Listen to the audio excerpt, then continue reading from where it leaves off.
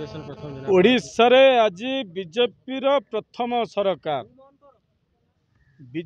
प्रथम सरकार प्रथम विधानसभा अधिवेशन प्रथम दिन एवं राज्यर ओबीसी फोरम पक्षर प्रथम विक्षोभ प्रथम विधानसभा प्रथम दिन रे आमर दाबी होउची राज्यर पछुआ वर्ग जनसाधारण को चाकरी क्षेत्र रे एवं तांको पिलांकु कॉलेज विश्वविद्यालय मेडिकल इंजीनियरिंग रो नामलेखा क्षेत्र रे 27 भाग संरक्षण दिया जाऊ।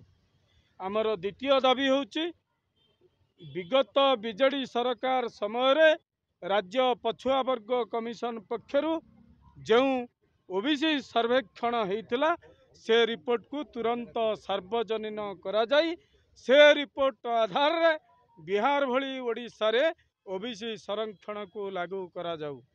आमर तृतीय दाबी होउची बीजेडी सरकार 2022 मसीह रे त्रिस्तरीय पंचायत निर्वाचन रे ओबीसी संरक्षण को काटिदेला।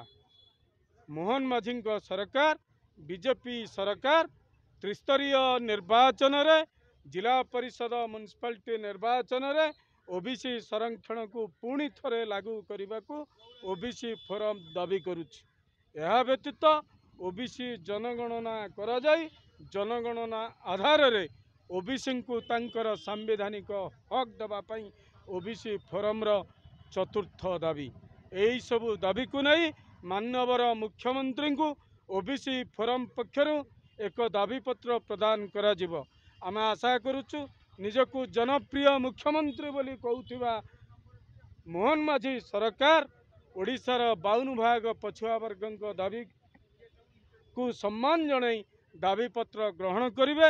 आम प्रतिनिधि को निमंत्रण करी आम सहित आलोचना करिवे एवं तुरंत ओबीसी रिजर्वेशन लागू करिवा पई पदक्षेप नेबे।